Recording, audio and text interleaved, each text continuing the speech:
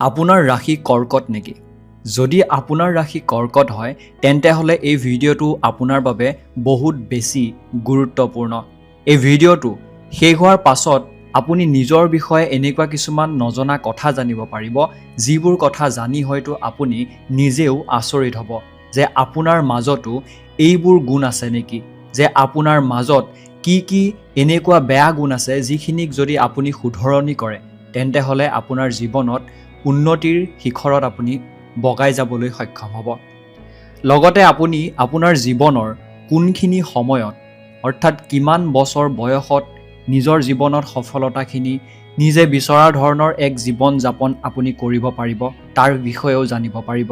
তাৰ লগতে আপোনালোকে জানিব পাৰিব যে আপোনালোকৰ জীৱনত এনেকুৱা কোনকেইটা ৰাশি আছে যিকেইটা ৰাশিৰ পৰা আপোনালোক আঁতৰত থকাটো ভাল, যিকেইটা ৰাশিয়ে আপোনাৰ বাবে বেয়া সময়ৰ সৃষ্টি কৰিব পাৰে। তাৰোপৰি এনেকুৱা 4টা বিষয় আপোনালোকক জনাম যিখিনি বিষয়ত আপোনালোকে যদি এই ভিডিঅ'টো চাই সম্পূৰ্ণ জানিব পাৰিব। সৰ্বপ্ৰথম বিষয়টোৰ বিষয়ে আপোনালোকে জানিব পাৰিব আপোনাৰ ৰাশি অনুসৰি সম্পত্তি অৰ্জনৰ যোগ কেতিয়া সৃষ্টি হ'ব।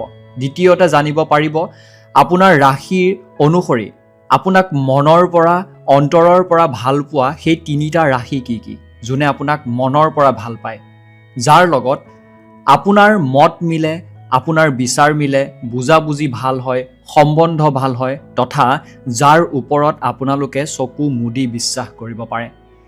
আমি সাধাৰণতে আমাৰ জীৱনত দেখা পাওঁ যে প্ৰথমে স্কুললৈ যোৱা হয়, তাৰপিছত কলেজ আৰু তাৰপিছত নিজৰ কৰ্মক্ষেত্ৰলৈ নিজৰ জীৱনত ব্যস্ত হৈ পৰোঁ। তেতিয়া কাৰোবাৰ লগত আমাৰ বুজাবুজি, আত্মীয়তা বা বন্ধুত্ব বৃদ্ধি পায় আৰু কাৰোবাৰ লগত আমাৰ কথা বতৰা পতাও ইচ্ছা নাথাকে বা আমাৰ কোনো ধৰণৰ মত নিমিলে। এবাৰ তৰ্ক কাজিয়া লাগিলে তেওঁৰ লগত বন্ধুত্ব বা মিলজুল বন্ধ হৈ পৰে আৰু কাৰোবাৰ লগত বহু ভাল সম্বন্ধ এটা গঢ় লৈ উঠে। হয়তো আপোনাৰ লগতো তেনেকুৱা হয় আৰু নিজৰ যি গোপনীয়তা কথা আছে সেইখিনিৰ বিষয়েও আমি সেই ব্যক্তিসকলক জনাব পাৰোঁ। সিমানটো ধৰণৰ আমাৰ লগত তেওঁলোকৰ সম্বন্ধ এটা গঢ় লৈ উঠে। গতিকে সেই ৰাশিকেইটা কি আৰু ইয়াৰ লগতে কৰ্কট ৰাশিৰ জীৱন সংগী কেনেধৰণৰ হয়, কেনেধৰণৰ জীৱন সংগী আপোনালোকে লাভ কৰে। আৰু চতুৰ্থটো বিষয়ে জানিব পাৰিব শনিদেৱৰ প্ৰভাৱ কৰ্কট ৰাশিৰ লোকসকলৰ ওপৰত কেনেধৰণে পৰে।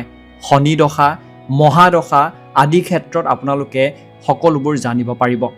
এই ভিডিঅ'টো আগবঢ়াৰ আগত আপোনালোকলৈ এটা সৰু অনুৰোধ, যদি ভিডিঅ'টো ভাল পাইছে ইমান সময় এটা লাইক কৰি দিবলৈ নাপাহৰিব।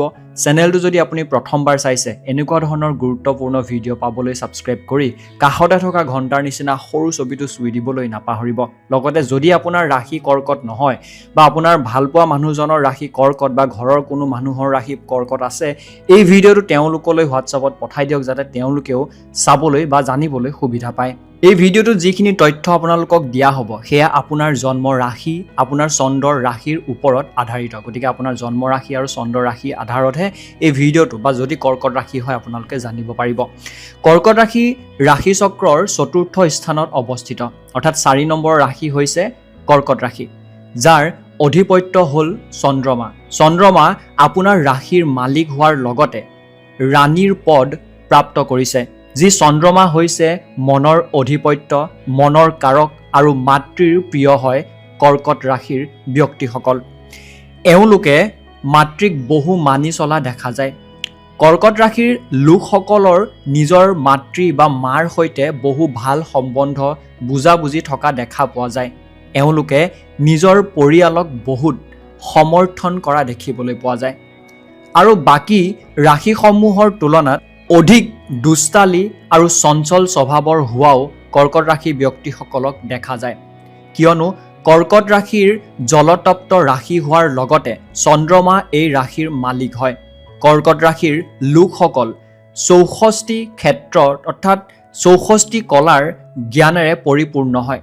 এওঁলোকে সকলো ক্ষেত্ৰত যিবোৰ বিষয়বস্তু আছে সেই বিষয়বস্তুৰ জ্ঞান অৰ্জন কৰিবৰ বাবে প্ৰয়াস কৰাৰ লগতে এওঁলোকে নিজৰ স্বভাৱ, গুণ, জ্ঞান, প্ৰতিভা আৰু বাৰ্তালাপ কৰাৰ ধৰণ, শাৰীৰিক ভংগীমা আদিৰে সকলোকে নিজৰ প্ৰতি আকৰ্ষিত কৰি তোলে। কৰ্কট ৰাশিৰ লোকসকল এনেধৰণৰ গুণেৰে পৰিপূৰ্ণ হয়। কৰ্কট ৰাশিৰ লোকসকলে একে স্থানত শান্তিৰে থাকি ভাল নাপায়। এওঁলোকে ক'ৰবাত বহি থাকিলেও কিবা নহয় কিবা মনত ভাবি থকাৰ লগতে এওঁলোক বহু বিভ্ৰান্তিত থকা দেখা যায়। এওঁলোকৰ মনত বহু ধৰণৰ কথা চলি থাকে আৰু তাৰ ফলত নতুনকৈ কিবা ল'ব বিচাৰিলেও এওঁলোকে বহু ভাবি চিন্তিহে সেই বিষয়টো লয় আৰু লোৱাৰ পিছত ভাবে যে লৈ কিবা ভুল কৰা নাইতো। এওঁলোকৰ মনত বহু সন্দেহ বা আশংকা থকা দেখা যায়। ফলত এওঁলোকে প্ৰয়োজনতকৈ অধিক চিন্তা কৰা দেখা যায় আৰু সৰু সৰু কথাতে দুশ্চিন্তা উদ্বেগ আদিত ভোগা দেখিবলৈ পোৱা যায়। কৰ্কট ৰাশিৰ লোকসকল স্ব-অধিকাৰী প্ৰকৃতিৰ আৰু সোনকালে তৎক্ষণাত গহীন হৈ পৰাৰ লগতে বহু জেদী হোৱা দেখা যায়। এওঁলোকে সকলোৰে কথা পৰামৰ্শ লয় বা শুনে, কিন্তু যদিও শুনে সেইটোহে কৰে যিটো এওঁলোকৰ নিজৰ মন মগজুৱে কয়। এওঁলোকৰ কিবা কাম কৰাৰ প্ৰতি ইচ্ছা থাকিলে কৰিহে এৰিব বা কৰিমেই বুলি সেই কামৰ পিছত পৰি যায়, আৰু কিবা কাম কৰাৰ প্ৰতি ইচ্ছা নাথাকিলে সেই কাম তেওঁলোকে যিমান দূৰ হওক বা যিমানে যি নহওক কিয় তাৰ পৰা দূৰত্ব বজাই ৰাখিবলৈ চেষ্টা কৰে। কৰ্কট ৰাশিৰ লোকসকলৰ মাজত ধৈৰ্যৰ পৰিমাণ কম হোৱা দেখা যায় আৰু কিছু কিছু ক্ষেত্ৰত অধিক মাত্ৰাত খৰখেদা কৰা স্বভাৱৰ হোৱা দেখিবলৈ পোৱা যায়। কৰ্কট ৰাশিৰ লোকসকলৰ সম্পত্তি অৰ্জনৰ যোগ আৰু নতুন ৰাস্তা মুকলি হোৱা যোগ সাধাৰণতে 30 বছৰৰ পৰা 38-40 বছৰৰ ভিতৰত দেখিবলৈ পোৱা যায়। অৰ্থাৎ এই সময়খিনিত জীৱনত আপুনি সেইবোৰ বস্তু বিচাৰি পাব যিবোৰক লৈ পেলাই আপুনি সপোন দেখে।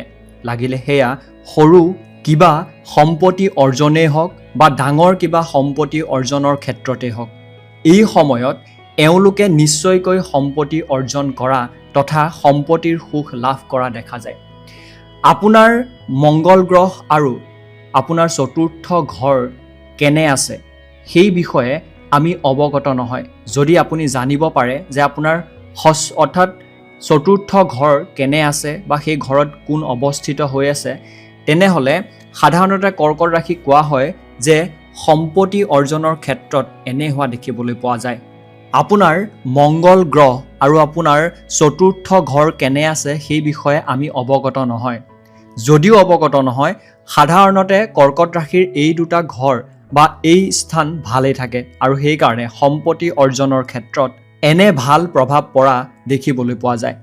আৰু ইয়াৰ লগতে কৰ্কট ৰাশিৰ লগত অধিক মিলজুল বা বুজাবুজি ভাল সম্বন্ধ গঢ়ি উঠা ৰাশিসমূহ হৈছে সৰ্বপ্ৰথম ৰাশি মেষ, দ্বিতীয়তে হৈছে সিংহ ৰাশি আৰু তৃতীয়তে হৈছে মীন ৰাশি। এই তিনিটা ৰাশিৰ ওপৰত আপোনালোকে বিশ্বাস কৰিব পাৰিব। আপোনালোকৰ মিলাপ্ৰীতি বুজাবুজি সেইসকলৰ লগত ভাল হ'ব। এওঁলোকৰ লগত আপোনালোকে প্ৰেমৰ সম্বন্ধ গঢ়াৰ লগতে বন্ধুত্বৰ সম্বন্ধ গঢ়িব পাৰে, কাৰণ এই ৰাশি আপোনালোকৰ বাবে বিশ্বাসৰ পাত্ৰ বা আপুনি চকু মুদি বিশ্বাস কৰিব পাৰে। এতিয়া জানোৱা হওক শনিদেৱৰ প্ৰভাৱ আপোনালোকৰ জীৱনত কিদৰে পৰে আৰু আপোনালোকে কেনে ধৰণৰ জীৱন সংগী লাভ কৰে। সৰ্বপ্ৰথম শনিদেৱৰ প্ৰভাৱ আপোনাৰ জীৱনত কেনে ধৰণৰ পৰিব। যেতিয়া কাৰোবাৰ জীৱনত শনিৰ মহাদশা আৰু অন্তদশা চলি থাকে, তেতিয়া সেই ব্যক্তিজনে সকলো ক্ষেত্ৰ বা সকলো প্ৰতিযোগিতাতে অংশগ্ৰহণ কৰা দেখিবলৈ পোৱা যায়। খেলা ধূলা কৰা, পঢ়া শুনা কৰা সকলো ক্ষেত্ৰতে তথা নিজৰ প্ৰতিভাসমূহক বিকাশৰ বাবে আগুৱাই নিব বিচাৰে। যেতিয়া শনিৰ দশা অন্তদশা কাৰোবাৰ জীৱনত পৰে তেতিয়া হয়, আৰু শনিৰ দশা বা মহাদশা চলিলে দীঘলীয়া যাত্ৰা ভ্ৰমণ আৰু অলপ পৰিশ্ৰম সংগ্ৰাম কৰা সম্ভাৱনা বাঢ়ি যায়। অৰ্থাৎ যেতিয়া আপোনাৰ জীৱনত দুখ কষ্ট বা আপুনি বহুত বেছি ষ্ট্ৰাগল কৰি থকা দেখিবলৈ পাব, গম পাব যে শনিৰ দশা বা মহাদশা চলি আছে। লগতে শনিৰ দশা বা মহাদশা চলিলে গোপন শত্ৰুৱে আপোনাৰ নাম পদবী বা মৰ্যাদাৰ পৰা আপোনাক আঁতৰাব বিচাৰিব। শনিদেৱ আপোনাৰ সপ্তম ঘৰৰ মালিক হোৱাৰ বাবে আপোনাক ব্যৱসায়িক ধৰণে জীৱন জীয়াব শিকায়। আৰু আপুনি যদি লোহা ব্যৱসায় অৰ্থাৎ হাৰ্ডৱেৰ লগত জড়িত ব্যৱসায় কৰে বা টেকনিকেল কাম কৰে বা লিকুইড সম্বন্ধীয় কোনো ধৰণৰ ব্যৱসায় কৰে, কেমিকেল মেকানিকেল সম্বন্ধীয় যদি কোনো কাম কৰে, তেতিয়া শনিদেৱে আপোনাক আগুৱাই নিয়াত সহায় কৰে আৰু আপোনাৰ লক্ষ্যত উপনীত হোৱাৰ লগতে পদোন্নতিৰ দৰে বহু উন্নতি কৰায়। শনিদেৱৰ এনে প্ৰভাৱ আপোনাৰ জীৱনত পৰা দেখা যায়। এতিয়া জানো আহক চতুৰ্থটো মূল বিষয়ৰ সম্পৰ্কে যে আপোনাৰ জীৱন সংগী কেনেধৰণৰ হয়, কেনেধৰণৰ জীৱন সংগী আপোনালোকে লাভ কৰে। ব্যক্তিৰ সপ্তম ঘৰ হৈছে বৈবাহিক জীৱন সম্পৰ্কে আৰু কৰ্কট ৰাশিৰ সপ্তম ঘৰৰ মালিক হ'ল শনিদেৱ। আপোনালোকৰ জীৱন সংগীসকলে বেছিকৈ বেলেগৰ লগত মিলিজুলি কৰি থকা ভাল নাপায় বা তেনেকুৱা ধৰণৰ নহয়। এওঁলোকে কেৱল নিজৰ কামৰ লগত জড়িত থাকিব বিচাৰে আৰু এওঁলোকে সকলো কাম সঠিকভাৱে পৰিপূৰ্ণতাৰে কৰাটো তেওঁলোকে ভালকৈ বিচাৰে বা ভাল পায়। এওঁলোকে বেলেগৰ লগত বেছি মিলিজুলি ভাল নাপায় বা মিলিজুলি কৰি মিতিৰালি কৰি কথা বতৰা পাতি ভাল নাপায়। যি কথা থাকে নিজৰ পৰিয়ালৰ লগত পাতে আৰু এওঁলোকে শান্ত স্বভাৱৰ হোৱাৰ লগতে জেদী হোৱাও দেখিবলৈ পোৱা যায়। আপোনালোকে কোনো কাম এওঁলোকৰ দ্বাৰা অৰ্থাৎ যদি এওঁলোকৰ সৈতে কোনো কাম কৰাব বিচাৰিছে খঙেৰে কেতিয়াও কৰাব নোৱাৰিব। কেৱল ঠাণ্ডা মগজু আৰু মৰমেৰেহে এওঁলোকক আপোনালোকে সেই কামটো কৰাবলৈ মনাব পাৰিব।